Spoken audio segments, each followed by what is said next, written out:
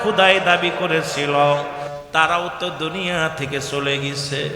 এই যে তিনবারের সফল মন্ত্রী ছিলেন আমাদের বেগম খালেদা জিয়া, ওরে মুসলমান বিএনপির নেত্রী, উনিও চলে গেছেন।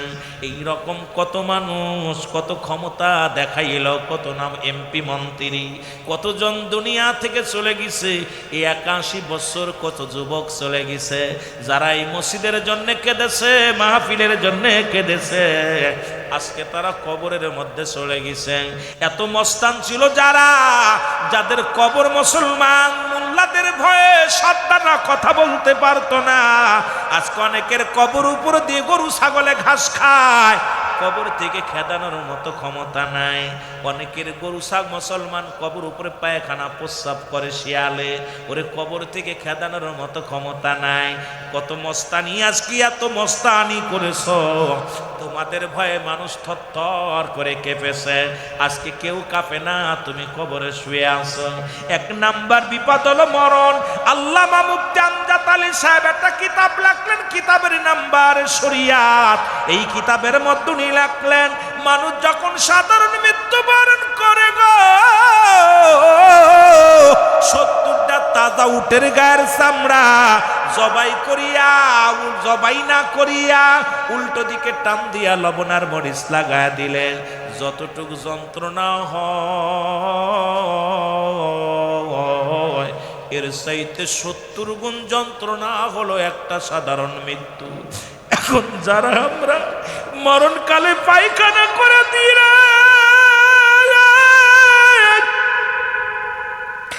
কত মানুষের কাপন পরাইলাম, কত মানুষের দাপন করাইলাম, কত মানুষের গোসল করাইলাম।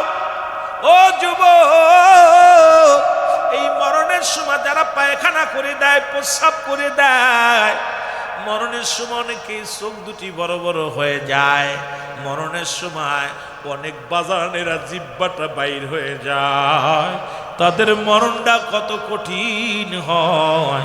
বাবারা, ইমানদারের মরণ হয়।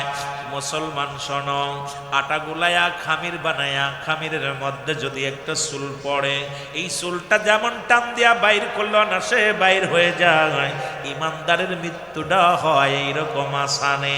এই মৃত্যুটা যদি এত কঠিন হয়, কঠিন মৃত্যুটা কত কঠিন হয়।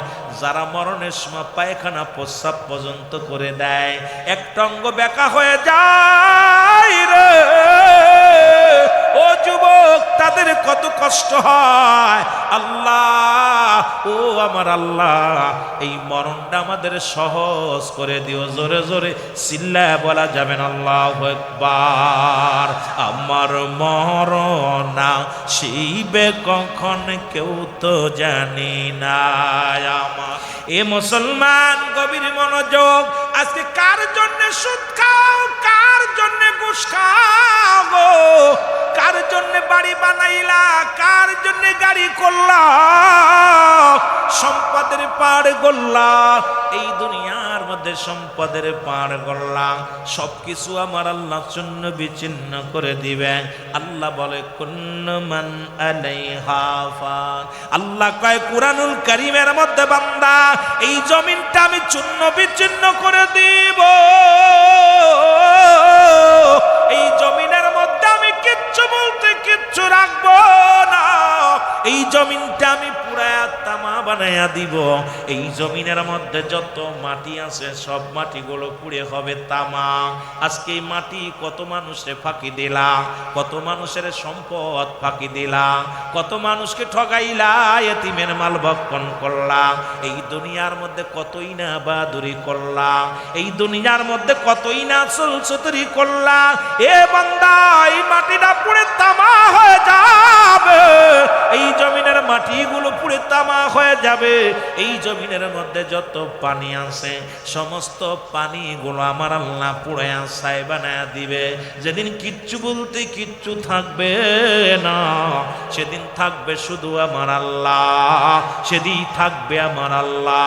সুতরাং আজকে যার জন্য মুসলমান আমি পিরাইট আলোচনার মধ্যে কথাটা বলি, আজকে সুদ খাইয়া ঘুষ খাইয়া মানুষকে ঠগাইয়া সম্পদের পার বানাইলা। তোমার সম্পদ খাবে লোকে, তোমার দেহ খাবে পোকে। জোরে বলেন ঠিক কিনা? এই দেহ খাবে পোকামাকড়ে আর তোমার সম্পদ খাবে দুনিয়ার লোকজনের। যুবক, আজকে দুনিয়ার সম্পদ বানাইলা, বাড়ি বানাইলা, গাড়ি বানাইলা, কত মানুষে ঠগাইয়া, কত মানুষে কষ্ট দিয়া দুনিয়ার মধ্যে সম্পদের পাহাড়ে গড়লা। কি নিয়ে যাবারে কবরে? কবরে 3.5 হাত মাটি, 3 টুকরা কাপড়, এ তোমার সঙ্গে যাবে ও যুবক।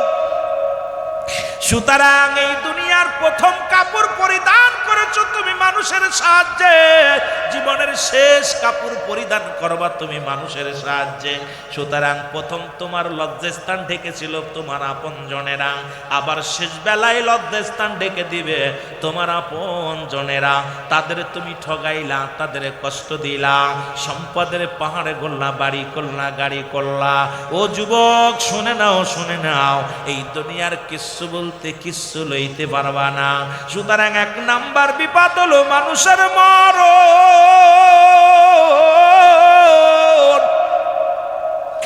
এই মরণের পেয়ালা পান করতে হবে। আল্লাহ আল্লাহ আল্লাহ, তুমি আমাদের মরণটা সহজ করে দিও। 2 নাম্বার বিপদ হলো কবর। এই কবর বলতে বোঝায় মানুষের মৃত্যুর পর থেকে শুরু করে কিয়ামত পর্যন্ত জগৎটাকে বলা হয় কবরের জগৎ। আরে বান্দা, কবরে আবাদান, আবাদান চিরস্থায়ী। একমাত্র ঠিকানা তোমার আমার ওই কবর। আমার ভাইরা, আমার 3 নাম্বার বিপদ হলো কিয়ামতের ময়দান। যেদিন আমার আল্লাহ রাব্বুল আলামিন যেদিন বিচার করবে, এই মাটিগুলো পুড়ে তামাক হইব, মাথার উপরে সূর্যোদয় হইব।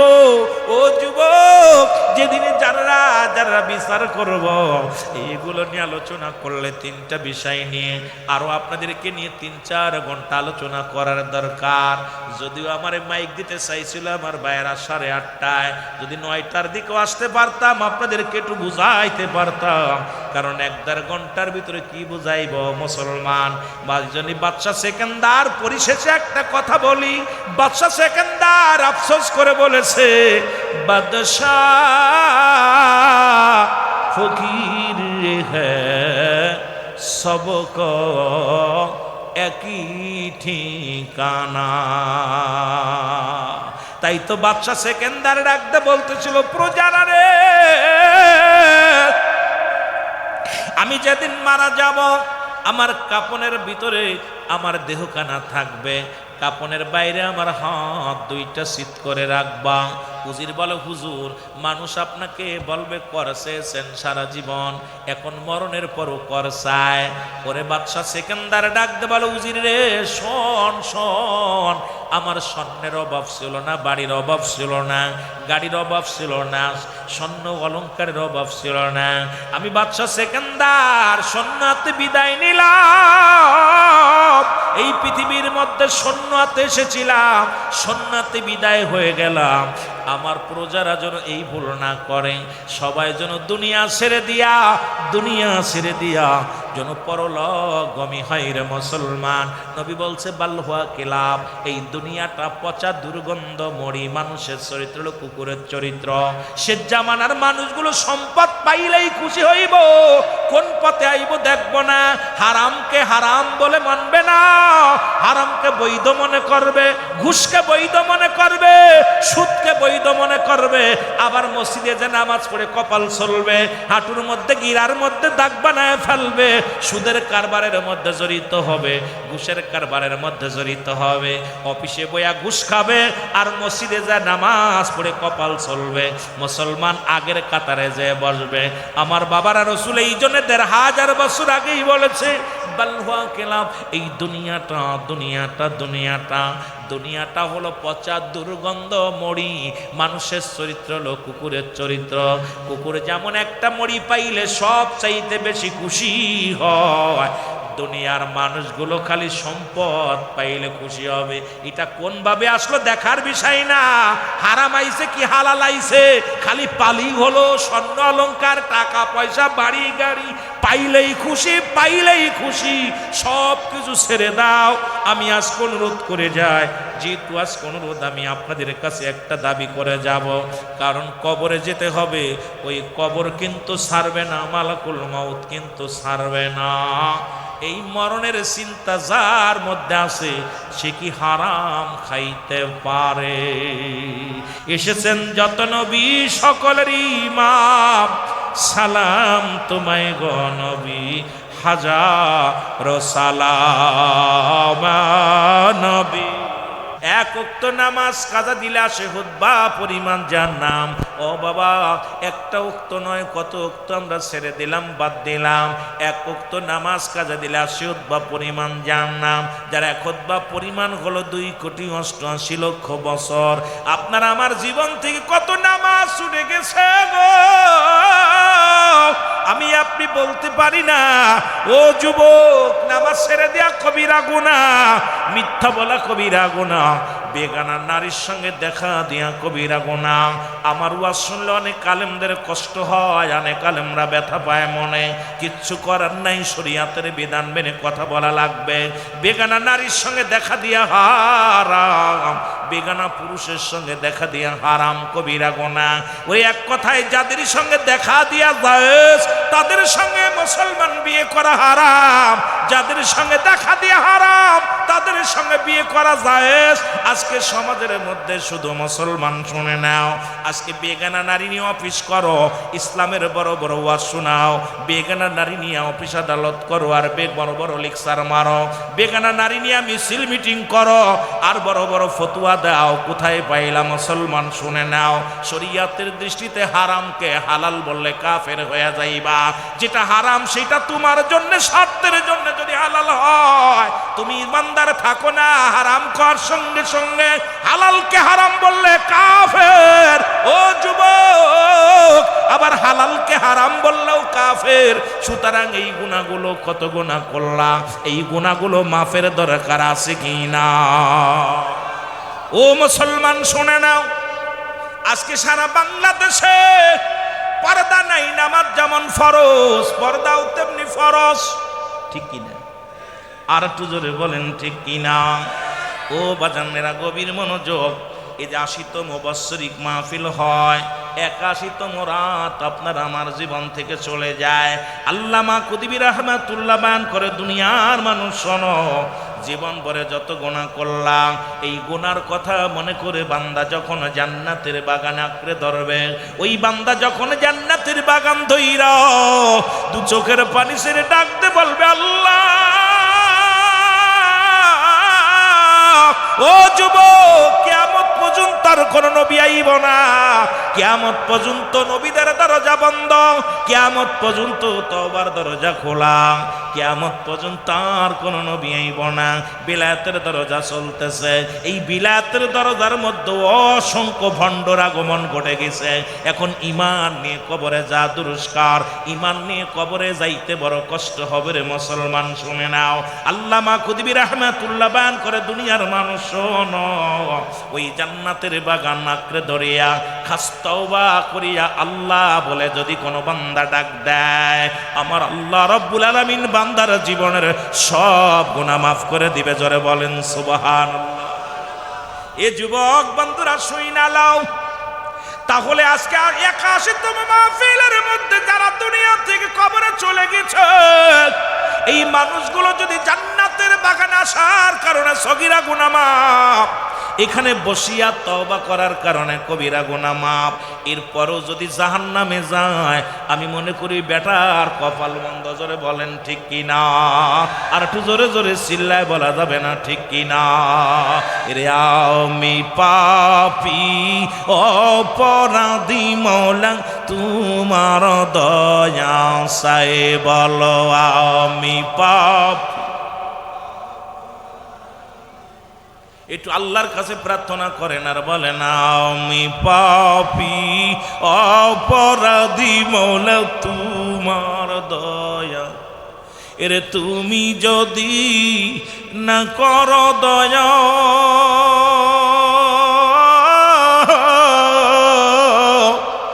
তোমার বান্দা বান্দির হবে কি উপায়? তুমি যদি না করো ক্ষমা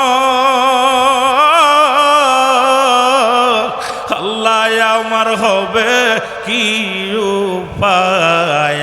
আমি পাপী অপরাধী মওলা তোমার দয়া চাই বলো আমি পাপ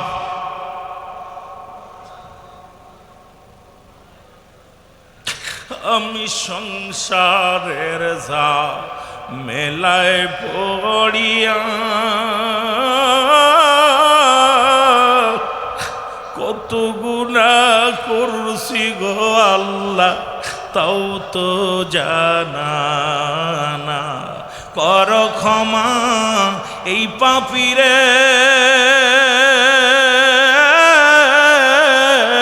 আল্লাহ, কর ক্ষমা এই পাপীরে নিরাশামায় কইর না আল্লাহ। কর ক্ষমা এই পাপীরে নিরাশামায় কইর না। আমি পাপী অপরাধী মওলা তোমার দয়া চাই বলো আমি পাপী।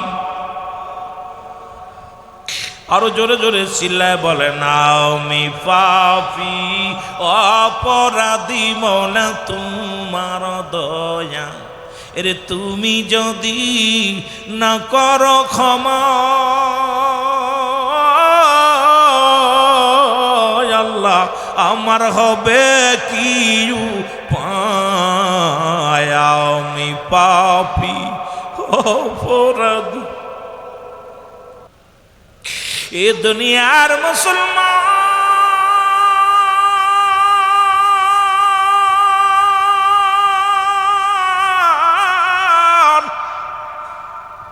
কারণ এই পৃথিবীর মধ্যে আসার একটা সিরিয়াল আছে যার কোনো সিরিয়াল নাই রে।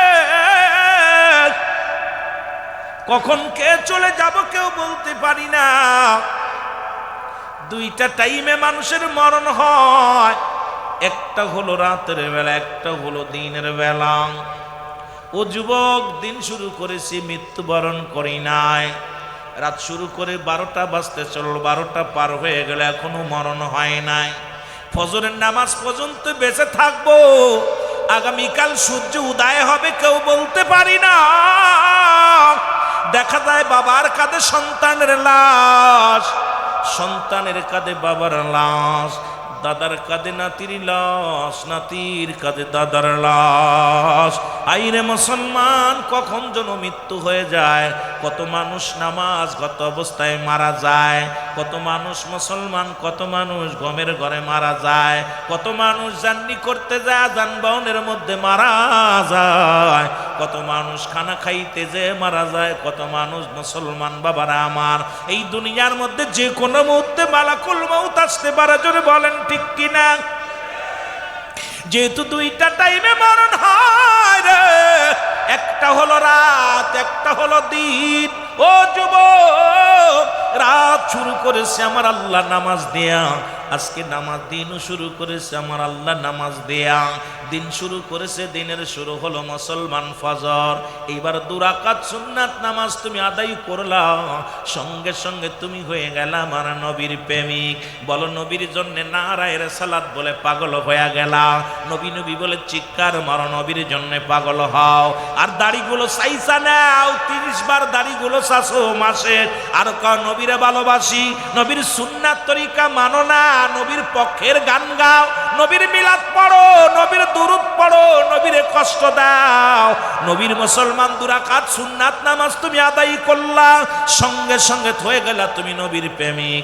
এবার 2 রাকাত ফরজ নামাজ তুমি আদায় করলা, সঙ্গে সঙ্গে তুমি হয়ে গেল আল্লাহর গোলাম।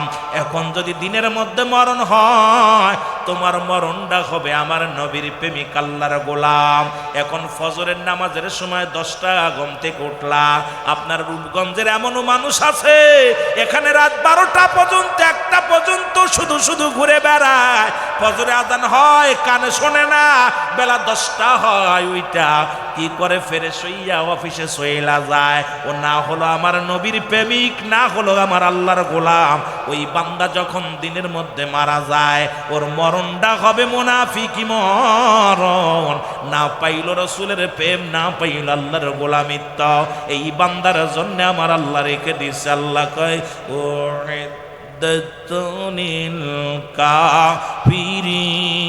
কাফিরিন, আল্লাহ কয় কাফের মুঈমান মুশরিকদের জন্য, ওই সমস্ত মানুষদের জন্য আমি আল্লাহ প্রস্তুতি করে রাখলাম 7টা জাহান্নাম। জোরে জোরে চিল্লায়া বলা যাবে না আল্লাহু আকবার।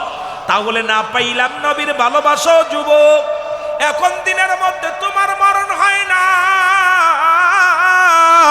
রাতে তোমার মরণ হবে, এর মধ্যে কোনো সন্দেহ নাই। রাতের শুরু হলো বান্দা মাগরিব, 3 রাকাত ফরজ নামাজ তুমি আদায় করলা, সঙ্গে সঙ্গে তুমি হয়ে গেলা আমার আল্লাহর গোলাম। এবার 2 রাকাত সুন্নাত নামাজ তুমি আদায় করলা, সঙ্গে সঙ্গে হয়ে গেলা তুমি আমার রাসূলের প্রেমিক। এখন রাতের মধ্যে যদি মারা যাও তোমার কপাল ভালো হইলা, নবীর প্রেমিক হইলা, আল্লাহর গোলাম। আমার আল্লাহ কয় গোলামদের জন্য আমি রেখে দিলাম, ইমানদার মুমিনদের জন্য রেখে দিলাম। আমি ছোট্ট একটা আয়াত করে আলোচনা শুরু করেছিলাম। আল্লাহ কয় বিসমিল্লাহির রাহমানির রাহিম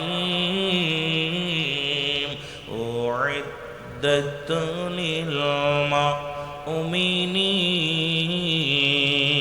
আল্লাহ কয় মুমিনদের জন্য, মুত্তাকিনদের জন্য আমি আল্লাহ প্রস্তুতি করে রাখলাম। একটা নয়, 2টি নয়, 8টা জান্নাত। জোরে জোরে চিল্লায় বলা যাবে না মারহাবা? আর একটু জোরে জোরে চিল্লায় বলা যাবে না আল্লাহু আকবার? এ দুনিয়ার মুসলমান শুনে নাও, মদিনার পাগলেরা যুবক হইলে কি লাভ গো? ওয়াজ কই রাখলাম মনে রাখবেন, একটু বুইলা গেলে আপনাদের লস। ও যুবক, নবীজির এক পাগল জুলাই মুসলমান শুনে নাও। জুলাইবিব নামে এক পাগল নবীর সাহাবী ছিল। এই পৃথিবীর মধ্যে দেখতে শুনতে কালা, আসওয়াদ নাম্বার 1। 1 নাম্বার তার দাঁতগুলো বড় বড় গো, দেখতে তত ভালো নয়, কুচ্ছির কালা। চুলগুলো ছিল কুকরানো মোকরানো, দাঁতগুলো ছিল বড় বড়। এই আল্লাহর নবীর সাহাবী ও যুবক, এই নবীজির সাহাবীর নাম হলো জুলাইব। জোরে জোরে চিল্লায় বলো মারহাবা। এই জুলাইবিবকে আল্লাহর নবী ডাকতে বলো, ও জুলাইবিব, তোমার তো বিয়ে শাদীর বয়স হয়ে গেল, এখন বিয়ে ফরজ হয়ে গেছে তোমার উপরে, বিয়ে করতে হবে। জুলাইবিব বলে, হুজুর বাবা মা চেষ্টা করেছে, এলাকার মানুষ চেষ্টা করেছে, আমার মতো কালার লগে কেউ মায়া দেয় না, আমার মতো এই রকম দেখতে শুনতে ভালো না। নবীর পাগলেরা খুব খেয়াল করবেন যুবকেরা। এইবার নবী কয়, কি বলো জুলাইবিব? কয়, ইয়া রাসূলুল্লাহ, ইয়া হাবিবাল্লাহ, মক্কা মদিনার কত কত নারী, কত নারীর সঙ্গে বিবাহের জন্য কতই না আমার গার্জিয়ান থেকে আমার বন্ধুরা সব কত বিয়ের পায়গাম দিছে গো। আমাকে দেখে মেয়ের বাপ বিয়ে তো দূরের কথা, কথাও বলে না। যেমন দেখতে শুনতে কুচ্ছির চেহারা ভালো না, গরিব মানুষ, ঘর দরজাও নাই, কে দিবে আমার লগে মায়া? মক্কা মদিনার কোনো মেয়ে রাজি হইতো না। আল্লাহর নবী কয়, ও আমার জুলাইবিব শোন, তুমি আমার আমি তোমার, মদিনাওয়ালা একবার যদি তোমার হয়ে যায়, রব্বুল আলামিন যদি আমার আপনার হয়ে যায়, এর দুনিয়াতেও ভয় নাই, পরবারও ভয় নাই। নবীর পাগল কয়, ইয়া রাসূলুল্লাহ, ইয়া হাবিবাল্লাহ, মন তো চায় বিয়ে করতে, মায়া দিব কে? আল্লাহর নবী ডাক দে বলে, জুলাইবিব,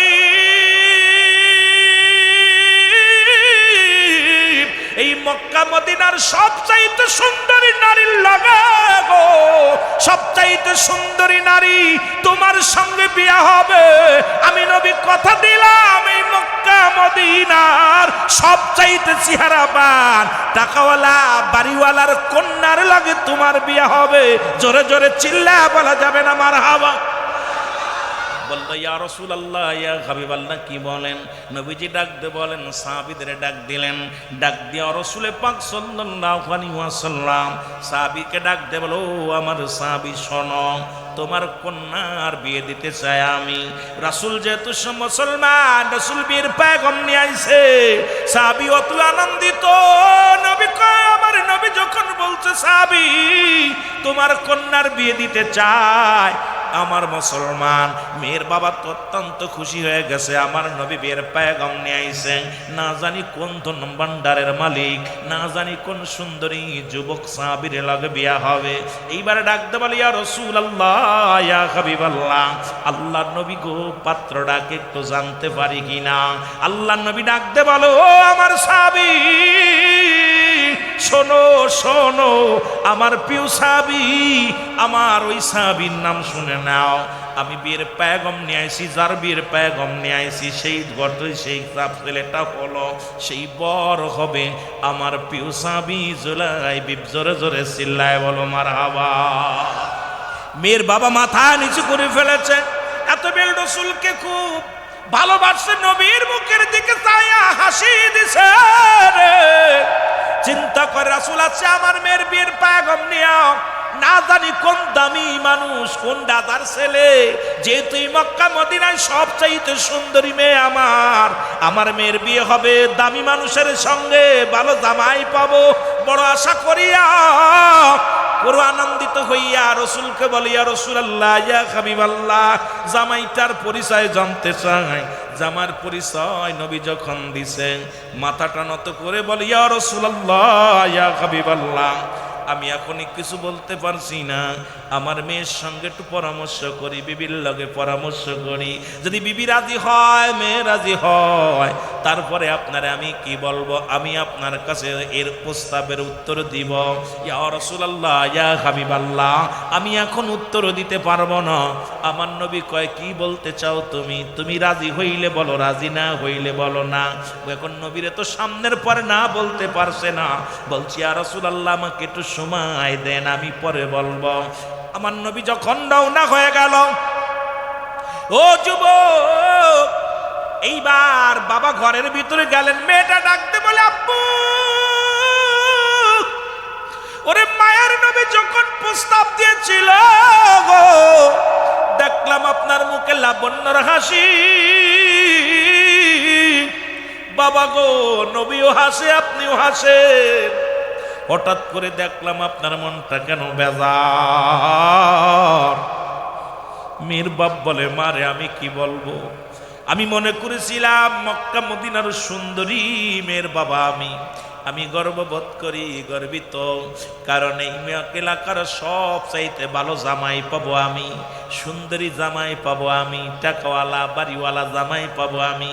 কিন্তু মায়ার নবী, আমার নবী রাহমাতুল লিল আলামিন এমন একটা ছেলের সম্মাদন নিয়েছেন, যে ছেলের নাম শোনা পর সাহাবীরা যার সঙ্গে ঠিক মতো কথাও বলতে চায় না, যে যুবককে দেখলে আমার ভালো লাগে না। মেয়েটা বলে, আব্বা জান কার জন্য আনছে? কয় তোমার জন্য বিয়ের পয়গম নিয়ে আইছে। মেয়ে বলে, বাবা নাম কি সেই সাহাবীর? ডাকতে বলে, বাবা মেয়ে ডাকতে বলে, মা ওই সাহাবীর নাম হযরতে জুলাইবিব নাম, কারণ এই সাহাবী কালা, ওই আসওয়াদ মার্কা কালা। এই যুবক শুনে নাও, আফ্রিকার জঙ্গলার মানুষ যেমন দেখতে শুনতে তেমনি মানুষ, দাঁতগুলো বড় উঁচা উঁচা, চুলগুলো কেমন কেমন, গায়ের রংটা এমনও ভালো না, রংটাও ভালো না, দেখতে একেবারে কুৎসিত। এই সাহাবীর লগে তোমার বীর পয়গম নিয়ে আইছে মা, এই জন্য আমি না বলে দিছি। মেয়েটা ডাকতে বলে, বাবা তুমি কি করছো? ওরে আমার নবী রাহমাতুল লিল আলামিন বীর পয়গম আনছে রে, আমার নবীরা তুমি কেমনে ফিরা দিলা? বাবা গো, তুমি আমার রূপ জৈবন দেখিয়া সুন্দরী পুজুরি হয়ে গেলা। বাবা গো তুমি কারে ফিরাইছো একবার বাপসা দেখছো, যারে না বানাইলে কুল কায়নাত কিছু বানাইতো না, সেই নবীরে তুমি কেমনে ফিরাইলা? বাবা গো আমার নবী যদি কষ্ট পায় রে, কিসের জন্য আমি দুনিয়ার মধ্যে কি লয়া বাঁচবো? আমার নবীরে ডাক দাও রে, আমার নবী যেন খালি হাতে না ফিরে যায়। আল্লাহ নবী ডাক দে বলে, ইয়া রাহমাতাল লিল আলামিন নবী গো। আমার নবীজি ফিরে তাকাইলেন, ডাকতে বলে, হুজুর বেয়াদবি মাফ করবেন, একটু ফিরে আসেন। আমার কন্যা রাজি, জোরে জোরে চিল্লায় বলা যাবে না মারহাবা। এর নবীর প্রেমে জীবন গড়, নবীর প্রেমে জীবন গড়, নসিব কর মদিনা। নবীজিকে না দেখাইয়া কবরে ডাক দিও না। আল্লাহ নবীজিকে না দেখাইয়া কবরে ডাক দিও না। বল নবীর প্রেমে জীবন গড়, আশিক নবীর প্রেমে জীবন গড়, নসিব কর মদিনা। নবীজিকে না দেখাইয়া কবরে ডাক দিও না। আল্লাহ নবীজিকে না দেখ। আসবে যেদিন আজরাইল সামনে, নবী আমায় বুইল না। আসবে যেদিন মালাকুল মউত সামনে, নবী আমায় সেদিন ভুইলেন না। আপনি পাশে থাকলে গো নবী কোন চিন্তা থাকবে না গো। আপনার দিদার পাইলে গো নবী কোন চিন্তা রবে না। বল নবীর প্রেমে জীবন গড়, আশিক নবীর প্রেমে জীবন গড়, নসিব কর মদিনা। বল নবীর প্রেমে। এ মুসলমান, আল্লাহর নবী কয়, ও সাহাবী, তাহলে আমার জুলাইবিবকে পাঠিয়ে দিব। রাসূলের পাঠিয়ে দিলেন, বিয়ে হয়ে গেল। অনেক লম্বা আলোচনা দিকে গেলে আমি সময় দিতে পারবো না। শাদী মুবারক হয়ে গেল, মারহাবা বলেন না, আর একটু জোরে বলেন। বিবাহ হয়ে গেল। জুলাইবিব 2 রাকাত নামাজ পড়ে দোয়া করে, আল্লাহ আমার এই জীবনের সবচেয়ে বড় খুশির দিন আল্লাহ, পৃথিবীর মধ্যে আমার মতো হ্যাপি কেউ নাই।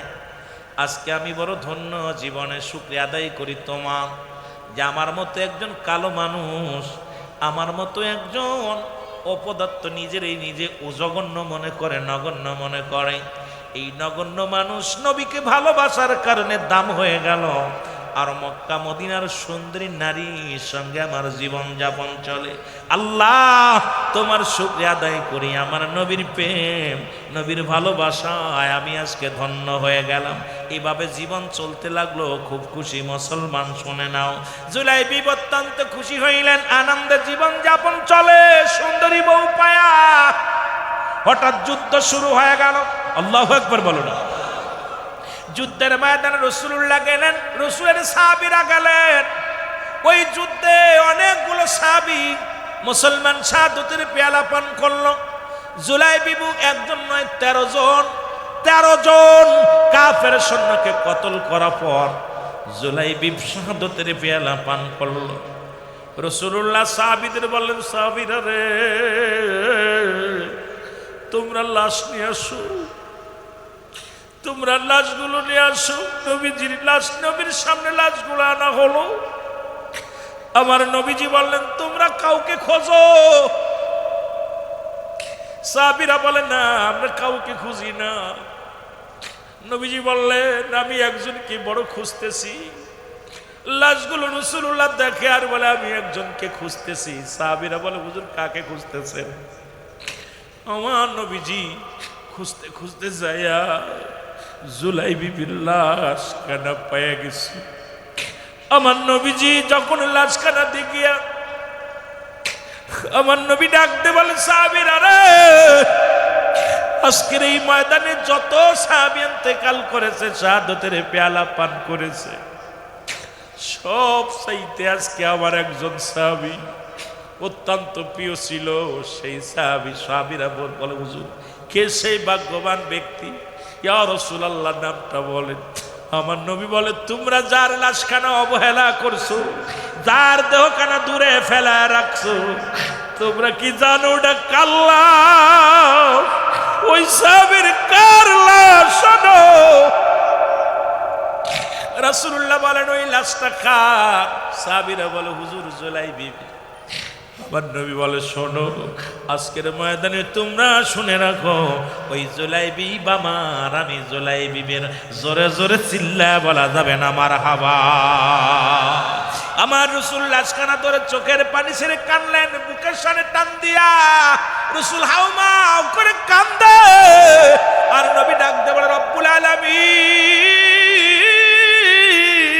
ও আমার আল্লাহ, আমার জুলাইবি পৃথিবীর মধ্যে সুন্দরী নারী রেখে, সুন্দর বিবি রাখিয়া আমি নবীর এত ভালোবাসে, আমি নবীর প্রেমে পড়িয়া, আমি নবীর ভালোবাসায়, আমি নবীর প্রেমের মায়ায় সুন্দরী বিবির মায়া ছেড়ে দিছে, ঘরের মায়া ছেড়ে দিছে। নববিবাহিত জীবন বিবির মায়ায় তারে ঠেকাতে পারে নাই। এ আমার আল্লাহ, তুমি আমার জুলাইবিকে জান্নাতের উচ্চ মাকাম, জান্নাতের দরজাগুলো খুলে দিও। ওই জান্নাতে, ওই যে জান্নাতের মধ্যে সর্বোচ্চ উত্তম জান্নাতটা তুমি আল্লাহ আমার জুলাইবিকে দান করো। জোরে বলেন মারহাবা। সাহাবীরা আশ্চর্য হয়ে গেলেন, যাকে আমরা অবহেলা করতাম, যাকে আমরা ঘৃণা করতাম, রাসূল তারে এত ভালোবাসলো, রাসূল তার লাশখানা বুকে টানতে নিল। এই জন্য আমি আপনাদেরকে বলি, ও যুবক, যারা নবীর প্রেম যাদের অন্তরে যার ধারণ করতে পেরেছেন, রাসূলুল্লাহর মহব্বত, রাসূলুল্লাহর প্রেম যাদের অন্তরে ঢুকে গেছে, এই দুনিয়াতেও তারা কামিয়াব, পরপারও তারা কামিয়াব। হয়তো মানুষের চোখে কে কি বললো দেখার বিষয় না, কে বেদাতি বলুক আর কে কি বললো দেখার বিষয় না। নবীজিকে ভালোবেসে বাঁচতে চায়, নবীজিকে ভালোবেসে মরতে চায়। রাসূলুল্লাহর প্রেম ভালোবাসা যার অন্তরে যতটুক, তার ঈমান বলতে ততটুক। নবীর প্রেম ভালোবাসা যার অন্তরে নাই, তার ঈমান বলতে কিচ্ছু নাই, সরাসর বেঈমান। রে আমার মনের জল্পনা কল্পনা, নবী যাব আমি সোনা, বলো যাব আমি সোনার মদিনায়, বলো যাব আমি। আওয়াজ দিতে হবে, এর যাব আমি সোনার মদিনায়, বলো যাব আমি। আমার মনের জল্পনা কল্পনা, নবী যাব আমি সোনার মদিনায়, বলো যাব আমি।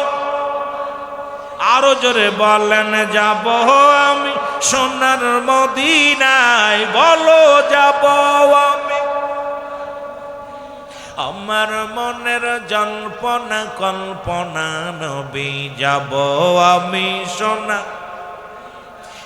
নবীজিকেও ভালোবাসি, মনটাই আমার অনেক খুশি।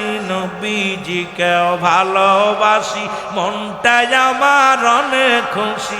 নবীজিকেও ভালোবেসে তৃপ্তি মেটে নাও, বলো নবীজিকেও ভালোবেসে। আরো জোরে, এর নবীজিকেও ভালোবেসে তৃপ্তি মেটে না, না গো যাব আমি সোনার মদিনাও, বলো যাব আমি। আমার মনের জল্পনা কল্পনা, নবী যাব আমি সোনা, এর যাব আমি সোনার মদিনা, রাসূল যাব আমি। আমার মনের জল্পনা কল্পনা, নবী যাব আমি। নবীর প্রেমে এত জাদু, ডাকিলে মনে হয় মধু। নবীর প্রেমে এত জাদু, ডাকিলে মনে হয় মধু। এই মধু কোথাও মেলে না, বলো এই মধু কোথাও মেলে না। না গো যাব আমি সোনা বলো যাব আমি আমার মনের জল্পনা কল্পনা নবী যাব এই দাউদপুর বাসীর শুধু চাওয়া নিদান কালে দিবেন দেখা রূপগঞ্জ বাসীর শুধু চাওয়া নিদান কালে দিবেন দেখা মাহফিলের রসিলায় রাসূল দিবেন দেখা মাহফিলের রসিলায় লাই গো যাব আমি সোনা ই বলো যাব আমি